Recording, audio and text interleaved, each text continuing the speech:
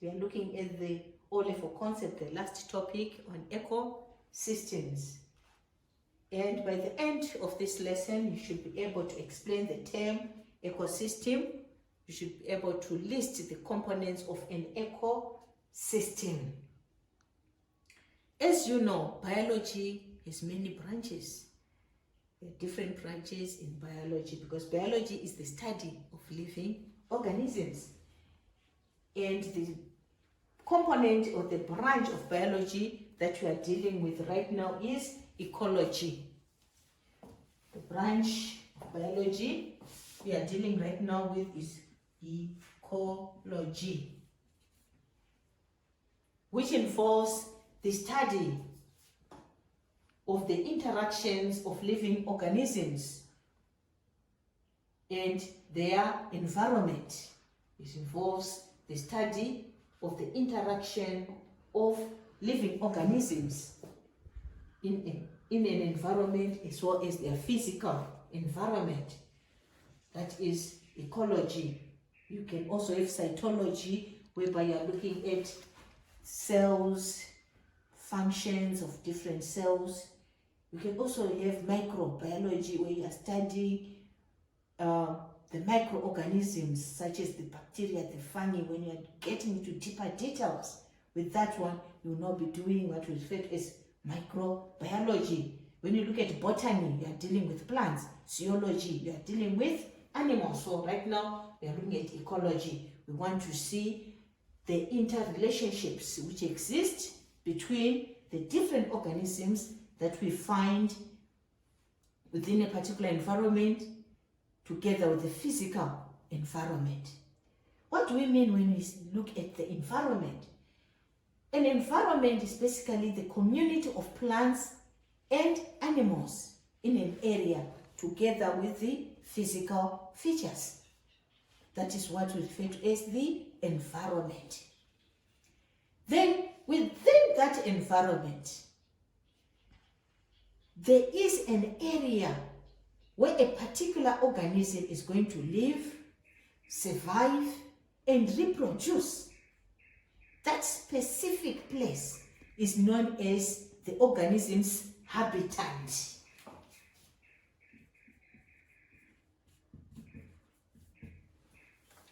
For example, birds, they build nests.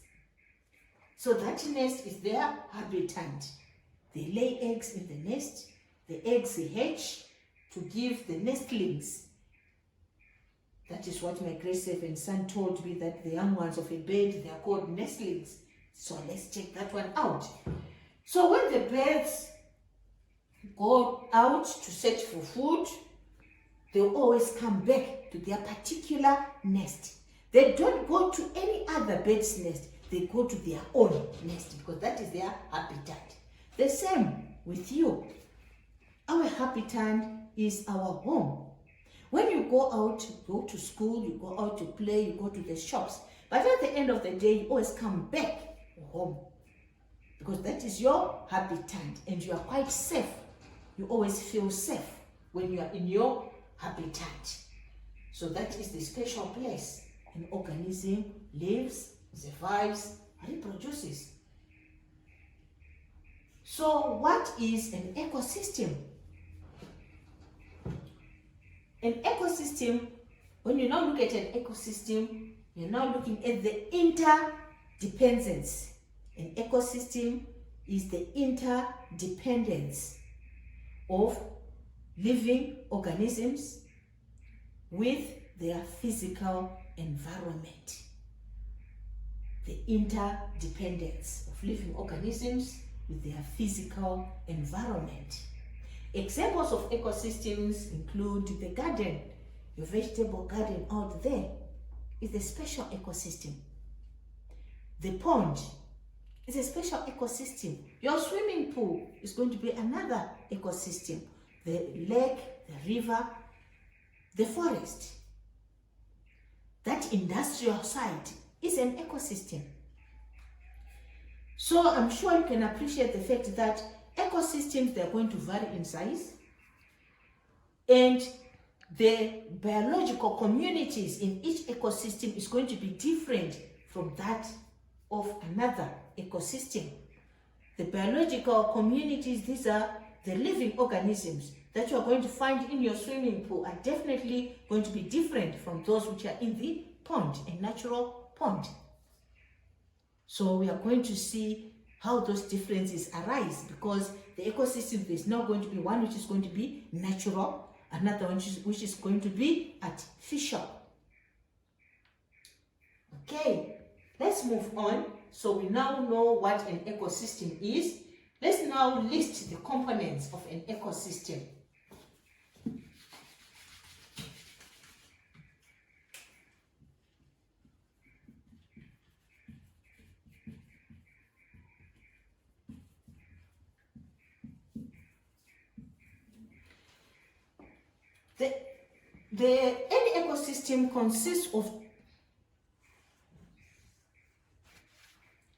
Any ecosystem consists of two main components.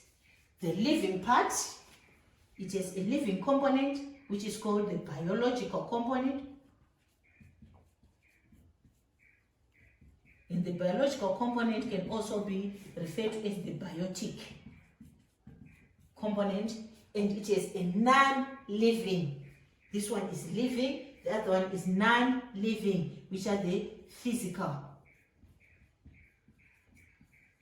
components. And the physical components are referred to as abiotic. They are referred to as abiotic components. So let's now delve into more detail. Let's start off with the biological components.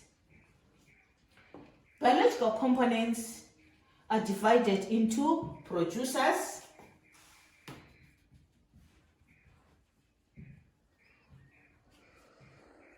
we have producers, and these are plants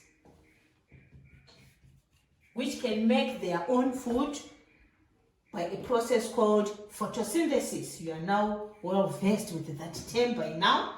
So because they are able to make their own food, plants are known as autotrophs. They are self-feeders. Auto means self, so they are self-feeders. So they are going to use carbon dioxide from the atmosphere, water from the soil, energy from the sun, and they are going to manufacture glucose and oxygen. Some of the glucose the plants will use for its own biological processes, such as building new cells, growth, and all that. Then the excess glucose is going to be converted into starch, which is now going to be stored, and is going to be translocated to storage organs. So the storage form of glucose is called starch. That's the storage form. Glucose is soluble, but starch is insoluble, so it cannot be stored. And it's going to be stored in such organs such as the leaves. That's why we take the pumpkin leaves and we cook them. They are quite nutritious. Some are stored in the stems. Carrots, that carrot is a stem. Some are stored in roots, which will end up forming tubers, like the potatoes. They are tubers. So the starch was channeled to the roots, and the roots became larger and larger until they form the tubers. So basically, the sugar cane is in the stem, and when you enjoy the sugar cane, you are enjoying the starch, which is stored there. So these are the producers. Then the next group are the consumers. So the biological components are divided into producers and consumers.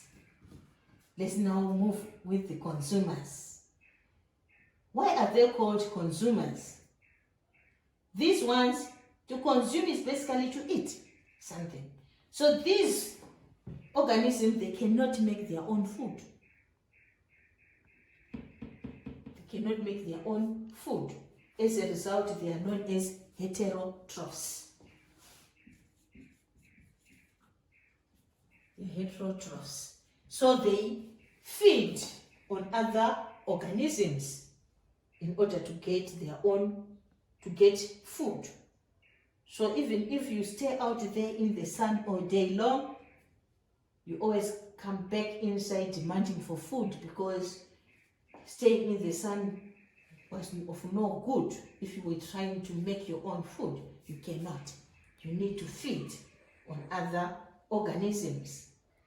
The consumers are divided into 4 types. So we have 4 types of consumers. The first ones are the herbivores.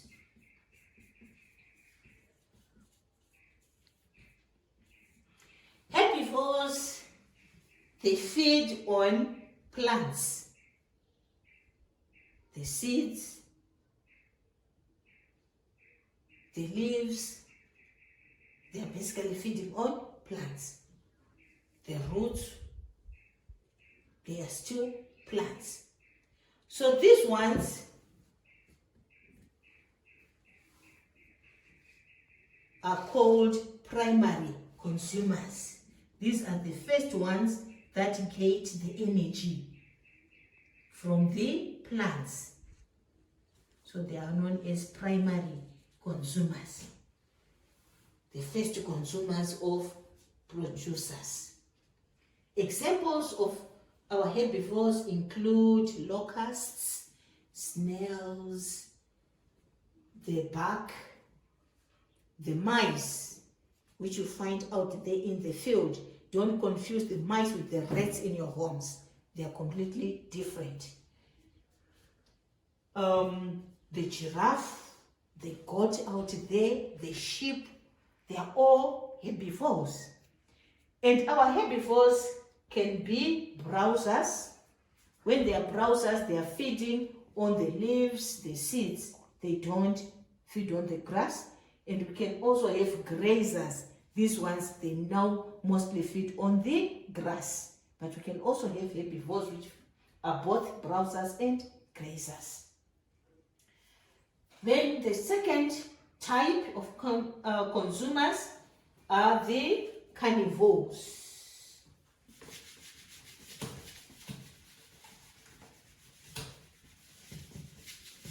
Carnivores, basically these ones, they eat meat.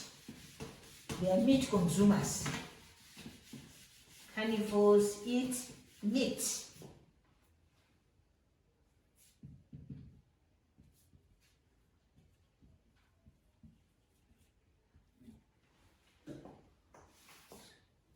And since they eat meat, it means they are going to feed on the herbivores. So they now become the secondary consumers.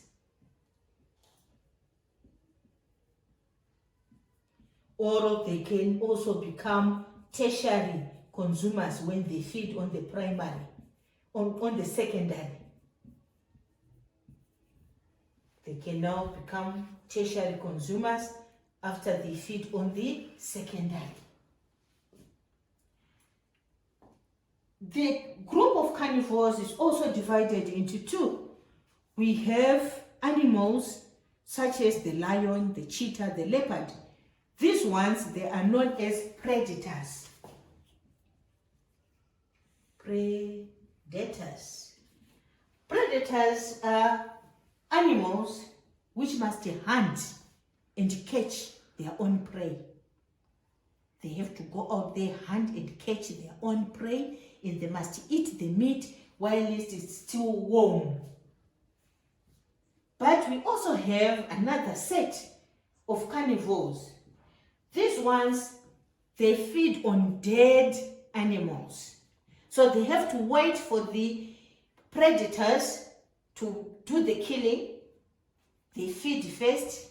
These ones will then go after the remains. And this group is known as the scavengers. These are called the scavengers. And under this group, we have the hyena, we have the vulture. These feed on dead animals. They don't do the hunting themselves. They wait for others to kill.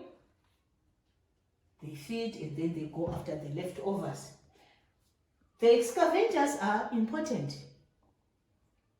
in the ecosystem because they do a cleaning up job. They are the cleanup crew. If the animal remains are not removed, then we imagine, I think we are going to end up with a stinking forest of decaying animals.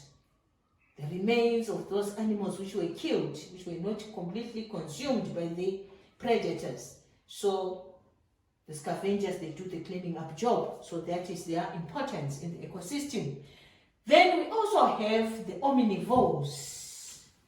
That is our third type of consumer, omnivore. These ones, they feed on both plants and animals. So because they feed on plants, they are behaving as herbivores, so they can become primary consumers when they are feeding on plant material or products of plants. And they also feed on meat, carnivorous nature, so in that case, they will be acting as secondary consumers. So omnivores can either be primary or secondary consumer, depending on what he or she is feeding on at that particular time. So when you are eating bread with peanut butter, you are a primary consumer. But when you now eat meat and meat products, you are now a secondary consumer. Examples of omnivores include humans, the baboons, the rats, and many insects. They belong to this family of omnivores, as well as pigs. They are also omnivores. And the last type are the decomposers.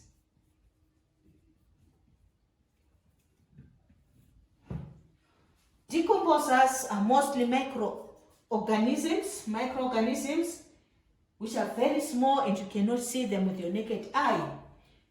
These ones, they feed on dead plant and animal material. Thereby, they return nutrients back into the soil. Such organisms include bacteria and fungi. So bacteria and fungi, they are decomposers. So they will feed on the dead plant animal material, returning the nutrients back into the soil. So these are the biological components of an ecosystem. Component, the non-living component, the physical components. Which, remember, we said they are also known as abiotic. They are also known as abiotic components. And under this one, let's start off with the soil. The soil. The soil, it anchors plant roots, supporting the plants. It also provides plants with water and mineral salts, which is required for photosynthesis. The soil is also a habitat of different organisms, some which also add nutrients back into the soil so that the plants get a lot of nutrients through the humus, which will be found on the soil. The soil is also, besides being a habitat of other organisms, the soil is made up of different parts, which means when you go to one place, the soil you get there is not necessarily the same as the type of soil you find in another area. So the types of soils, they vary from place to place. They vary in terms of particle size. There are some soils with very small particles, and these ones are known as clay soils. Because the particles are so small, it means they are closely packed together, leaving very small spaces between the particles.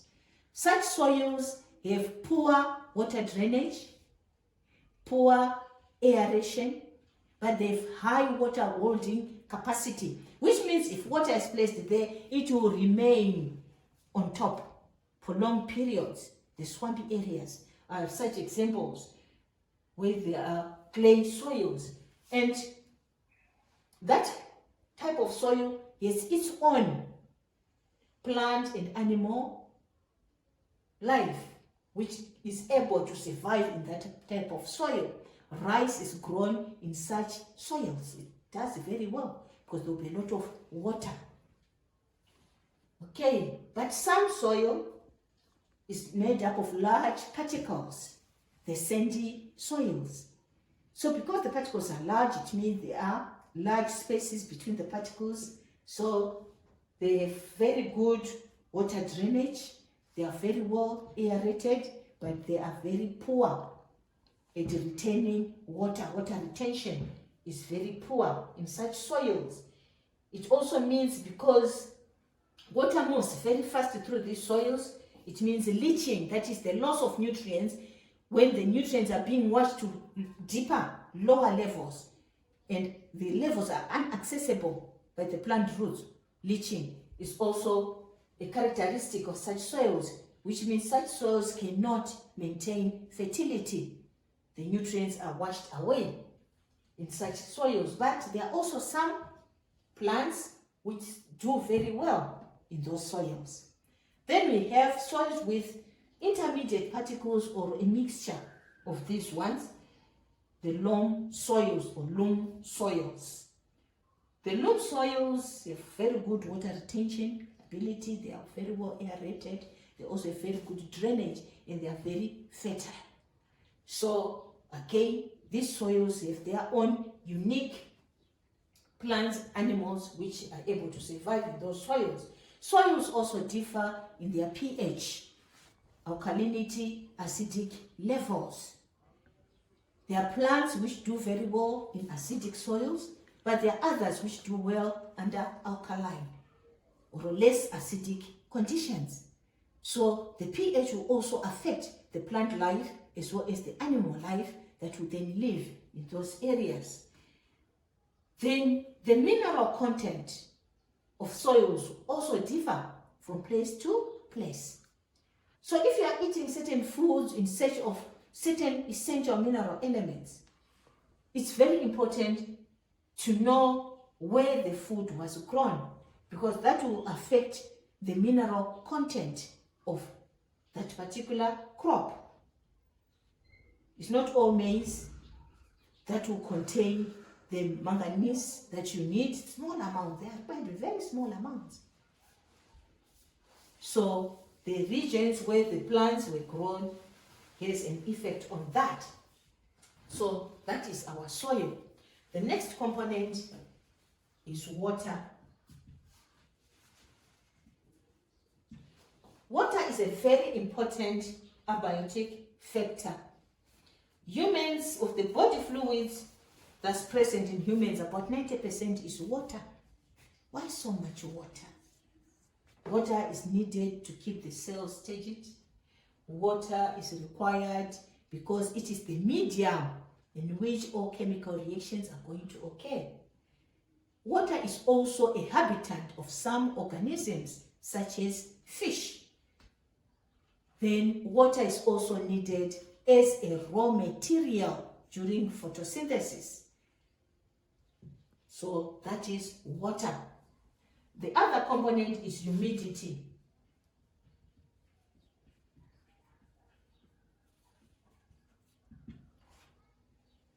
When we look at humidity, we are looking at the amount of water vapor which is in the air. Different places or different regions of the world have different humidities. Let's consider the desert, the Sahara Desert, versus the tropical rainforest. The desert is very low humidity, which means it's a very hot place, and the type of plants and animals which can survive there are very different from those which you are going to find in the rainforest. If you take a donkey to the desert, I don't think it can spend even a day. But if you take a camel to the desert, it can do very well. Take your peach tree to the desert, it won't survive.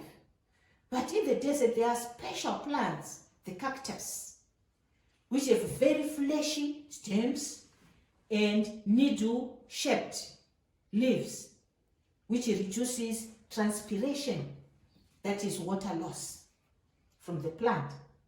So these are very different from the plant and animal life found in the rainforest. In the rainforest, there's a wide variety of plants, wide variety of animals, tall, short, climbers, then the animals, big, small, the creepers and all. You find them in the rainforest.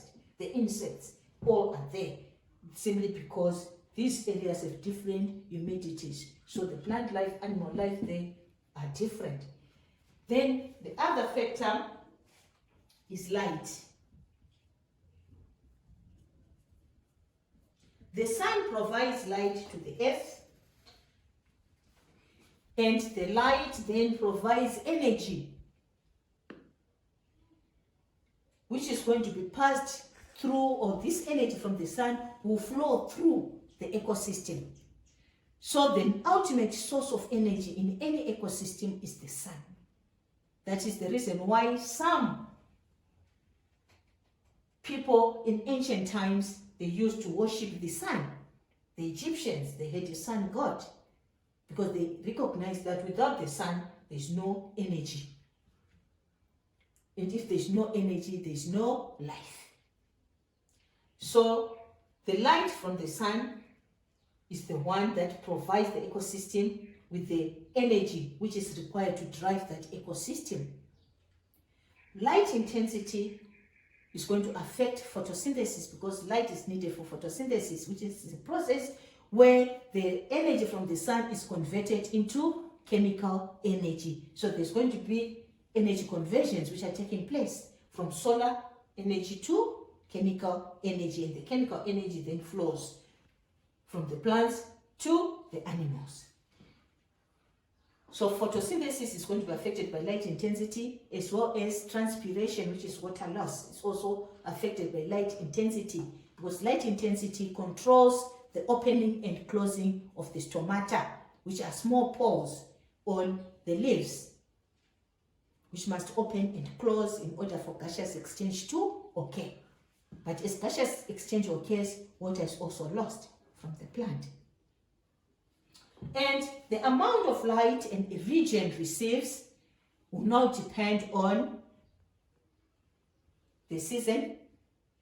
It will depend on the day length. Here in Zimbabwe, when it is winter, we experience longer nights and shorter days, which means the period when we enjoy sunlight is much shorter in winter compared to the period we enjoy sunlight in summer. So in summer, we have the opposite. We have longer days and shorter nights. It also depends on the day, on the time of day. At night, there's no sunlight. So photosynthesis will stop. Food production stops at night. But during the day, there's sunlight. Light also, the amount of light received also depends on the topography.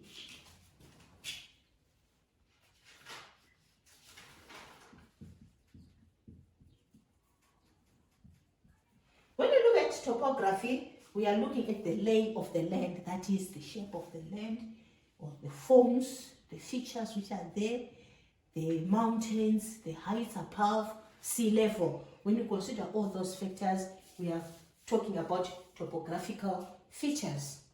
This also influences the amount of sunlight a place receives. If a place has a lot of mountains, it means the sun, when it is that side,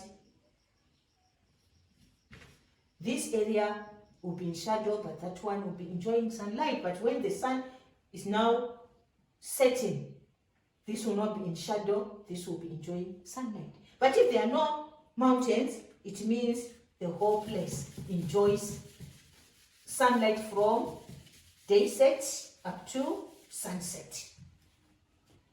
That's how topography then affects the amount of light a region receives. The other factor, physical factor or physical component, is temperature.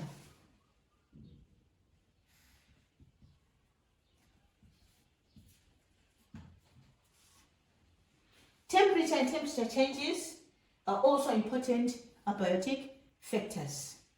The temperature of a place would determine, say, characteristics such as germination of plants. We are going to look at the factors which will favor germination. It will also influence the behavior of organisms in that area. What do I mean when we say temperature and temperature changes can influence this? And remember, our temperature change or temperature changes are going to be influenced by the sun. In some areas, there are certain species of birds which when onset of winter, or that is when winter is about to come, these birds, they migrate to warmer places. So they travel long distances to places where it's warm. Then there are other organisms, when it's winter, they hibernate. To hibernate is to go into some kind of sleep, a sleep-like state. And in that state, these organisms, they reduce their metabolic processes. So the consumption of food is now reduced. And so they don't need a lot of energy. So they can survive in this state for the whole duration of that season. And they don't even get hungry because they are in a semi-sleep state. They will then become active when the temperatures increase. There are certain organisms which are like that. So they hibernate in their habitat. They go into their habitats, they feed very well before, and then they go and hibernate. And you won't see these organisms during the winter season because they will be hibernating. So this is basically how the temperature is going to affect the organisms in a particular ecosystem. Okay, then we also have the land.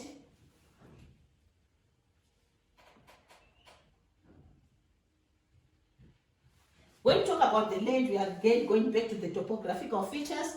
In the topographical features, they are going to influence light intensity, and they will also influence the rainfall, amount of rainfall an area receives.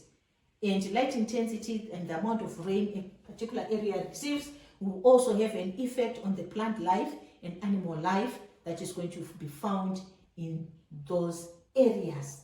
Last but not least, the other component is air.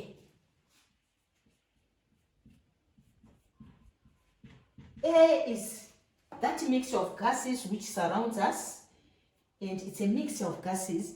And in air we find oxygen. It's about 20% oxygen, and this oxygen is needed by all living organisms for respiration. In air we also have about 4%, 0.4% carbon dioxide. This carbon dioxide is needed by plants for photosynthesis. We also have water vapor. Already we've discussed water vapor under humidity. We also have nitrogen, about 78 to 80%. And then we also have inert or rare gases, which form a very, very small percentage. So that's basically the air. So the components in the air can also now influence the organisms, the type of organisms which will be found in a place. So we have come to the end on the components of an ecosystem. Remember to subscribe